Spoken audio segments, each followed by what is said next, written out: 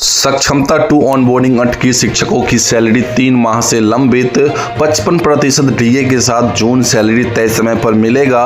विशिष्ट शिक्षकों को अभी भी पुराना वेतन, आर्थिक संकट गहराया। सक्षमता प्रथम वेतन मार्गदर्शन जारी करने का निर्देश। अंतर जिला पुरुष शिक्षकों के ट्रांसफर पर जल्द निर्णय का भरोसा।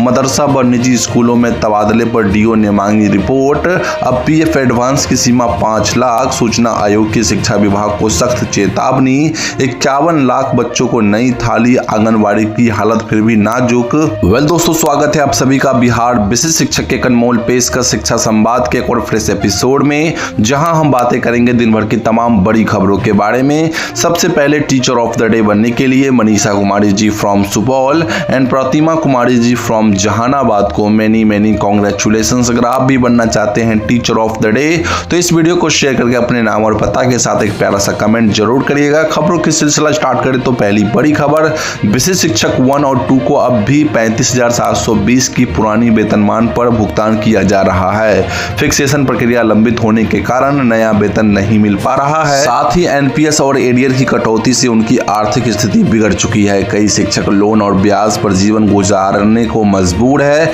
सरकार की ओर से केवल आश्वासन मिल रहे हैं, लेकिन समाधान अब तक नहीं हुआ है। जी हाँ शिक्षक साथियों, ये जो समस्या विशिष्ट शिक्षकों के साथ कई महीनों से चलती आ रही है, जहां पे उनकी सैलरी केवल और केवल मात्र 35,720 रुपए मिल रही है, जबकि उनका फिक्सेशन के बाद सैलरी बढ़ सकती है। साथियों, मैं आपको बता दूं यहाँ पे कि सचिवालय से एक और खबर निकल के यहाँ पे आ रही है कि विशिष्ट शिक्षकों के वेतन निर्धारण मार्गदर्शन में हो रही देरी पर आज एक्चुअली कल की बात हुई कि सचिवालय स्तर पर हुई पहल के बाद शिक्षा विभाग ने प्रक्रिया को तेज कर दी है। विभाग ने निर्देश दिया है कि 10 जुलाई 2025 तक सभी जिलों को वेतन निर्धारण हेतु आवश्यक मार्गदर्शन उपलब्ध करा दिया जाएगा। 1 जनवरी 2025 को योगदान करने वाले शिक्षकों को इसका सीधा लाभ मिलेगा। जी हाँ शिक्षक साथियों, वैसे शिक्षक जिनका अभी तक वेतन फिक्सेशन नहीं हो पाया है, उन सभी शिक्षकों का खासकर सक्षमता प्रथम का 10 जुलाई तक चिट्ठी जाने की संभावना है। वहीं सक्षमता 2 के तहत चयनित शिक्षकों की ऑनबोर्डिंग प्रक्रिया अब तक पूरी नहीं हो सकी है। खासकर उत्तर बिहार के जिलों में प्राण शिफ्टिंग, एचआरएमएस पोर्टल की तकनीकी गड़बड़ियों और दस्तावेजों की जांच में देरी के कारण 3 से 4 महीने का वेतन अटका हुआ है। विभाग का कहना है कि ऑनबोर्डिंग जैसे ही एचआरएमएस पर ग्रीन होगी तभी बकाया वेतन भुगतान संभव हो पाएगा। जी हाँ शिक्षक साथियों, सक्षमता 2 के कई शिक्षकों में अभी तक ये नाराजगी है कि अभी तक उनका वेतन नहीं मिल पाया है, और ये नाराजगी जायज़ भी है दोस्तों। फिलहाल बढ़ेंगे हम अगली खबर की ओर। तो अगली खबर जो निकल के आ रही है, जून सैलरी में 55% डीए जोड़कर एसएसए, जीओबी, बीपीएससी और विशिष्ट शिक्षकों को समय पर वेतन मिलेगा। बीपीएससी शिक्षकों के छोटे इंक्रीमेंट का भुगतान एरियर के साथ होगा।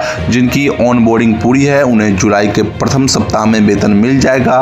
हालांकि टीआरई 3 शिक्षकों की टेक्निकल ज्वाइनिंग और प्राण प्रक्रिया लंबित होने से उनका वेतन फिलहाल रुका हुआ है। जैसे ही उनका टेक्निकल ज्वाइनिंग और प्राण प्रक्रिया संपन्न हो जाती है तो उनकी भी सैलरी मिलना प्रारंभ हो जाएगा।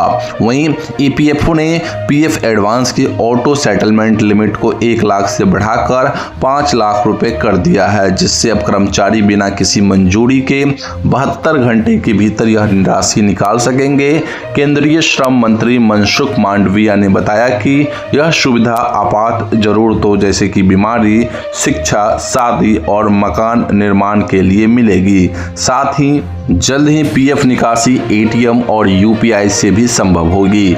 इसके लिए बैंक खातों को ईपीएफ से जोड़ना होगा। जी हाँ, जैसे ही आप बैंक खाते को ईपीएफ से जोड़ लेते हैं तो आप एटीएम और यूपीआई के माध्यम से भी पीएफ निकासी कर सकते हैं। वहीं राज्य सूचना आयोग ने शिक्षा विभाग से सूचना मांग से जुड़े लंबित मामलों को 1 माह में निपटाने का निर्देश दिया है। आयुक्त ब्रजेश मल्होत्रा ने विभाग के अपर मुख्य सचिव को पत्र भेजकर कहा है कि संबंधित लोक सूचना पदाधिकारियों को लिखित चेतावनी दी जाए और सभी अधिकारियों को स्पष्ट निर्देश दे कि अगर 1 माह में लंबित आवेदन निपटाए नहीं गए तो वर्तमान पदाधिकारियों पर कार्रवाई की जाएगी। वहीं साथी बढ़ेंगे अगली खबर की ओर। तो साथियों, अगली खबर जो निकल के आ रही है, किशनगंज समेत बिहार के कई जिलों, इसमें बेतिया भी शामिल है, उसमें सरकारी शिक्षकों का जो है मदरसा, निजी और मिशनरी विद्यालयों में तबादला होने पर असमंजस की स्थिति उत्पन्न हो गई है। डीओ किशनगंज ने ऐसे मामलों की सूची तलब की है, जबकि शिक्षा विभाग ने शिक्षकों को मात्र 30 जून तक योगदान का निर्देश दिया है, अन्यथा तबादला उनका रद्द करके 1 साल तक ट्रांसफर से वंचित कर दिया जाएगा। अब इससे पहले देखते हैं इनका कुछ न कुछ निर्णय निकल पाता है या फिर नहीं। फिलहाल हम बढ़ेंगे अगली खबर की ओर। और कल जो है साथियों, सचिवालय पहुंचे करीबन 150 अंतर जिला पुरुष शिक्षकों के प्रतिनिधिमंडल से बातचीत के दौरान एसीएस ने जल्द निर्णय का भरोसा दिलाया है। उन्होंने स्वीकार किया कि सेम जिला शिक्षकों का पहले ट्रांसफर होना विभागीय भूल थी और पहले अंतर जिला स्थानांतरण पूरा किया जाना चाहिए था। अब जल्द ही इस पर सकारात्मक कार्रवाई की जाएगी। हालांकि एसीएस महोदय ने पहले भी बताया था कि पहले जो है अंतर जिला ट्रांसफर होगा, उसके बाद सेम जिला ट्रांसफर होगा, लेकिन फिलहाल का जो कंडीशन विपरीत हो चुका है साथियों। वहीं शिक्षा विभाग ने पटना समेत 14 जिलों में 16 नए केंद्रीय विद्यालय खोलने की प्रक्रिया शुरू की है, जिससे राज्य में केंद्रीय विद्यालयों की संख्या 69 हो जाएगी। वहीं बिहार बोर्ड इंटर परीक्षा 2024 के टॉप 20 परसेंटाइल छात्रों को PMU-SPCSS योजना के तहत छात्रवृत्ति दी जाएगी। इसके साथ ही बीएलओ को मिलने वाला सालाना अतिरिक्त मानदेय 5,000 से बढ़ाकर 12,000 कर दिया गया है। जी हाँ शिक्षक साथियों, इस बात को ध्यान रखिएगा कि 16 नए केंद्रीय विद्यालय खुलेंगे, इंटर के टॉपर्स को स्कॉलरशिप मिलेगी और बीएलओ का मानदेय बढ़ चुका है। वहीं सरकार ने 51 लाख बच्चों को आंगनबाड़ी में नई थाली से भोजन देने की योजना शुरू की है, लेकिन जमीनी हकीकत चिंता बढ़ाने वाली है। अधिकतर केंद्रों में केवल खिचड़ी और चोखा ही परोसे जा रहे हैं। वहीं सहायिकाएं ही बच्चों को पढ़ा भी रही है, क्योंकि नियुक्त शिक्षिकाएं यानी सेविका गैर हाजिर रहती है। लगातार बढ़ती शिकायतों के बावजूद व्यवस्था में सुधार नहीं हो पाया है।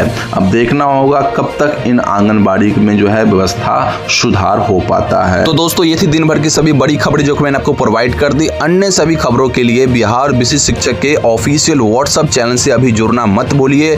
लिंक मैं वीडियो के डिस्क्रिप्शन बॉक्स में डाल दूंगा। आपसे पहले कई हजार शिक्षक वहां पे जुड़ के सभी खबरों को पहले पा ले रहे हैं, आप सिर्फ पीछे रह जाना। तो चलिए जाइए और लिंक से हमारे व्हाट्सएप चैनल को ज्वाइन कर लीजिए। बाकी प्रतिदिन सुबह दिन भर की सभी बड़ी खबरों के साथ मैं इसी चैनल पर शिक्षा संवाद नामक एक वीडियो बनाता हूं, जिसमें आपको दिन भर की सभी खबरें प्रोवाइड कर देता हूं। तो अभी कभी इस चैनल को सब्सक्राइब करके बेल आइकन प्रेस कर लीजिए। साथ ही साथ मोटिवेशन के लिए वीडियो को लाइक करके और अपने शिक्षक संबंधित सभी ग्रुप्स में और अपने शिक्षक साथियों के पास इस वीडियो को जरूर पहुंचाइए, ठीक है ना, शेयर करके। बाकी मिलते हैं अगली वीडियो में। जय हिंद।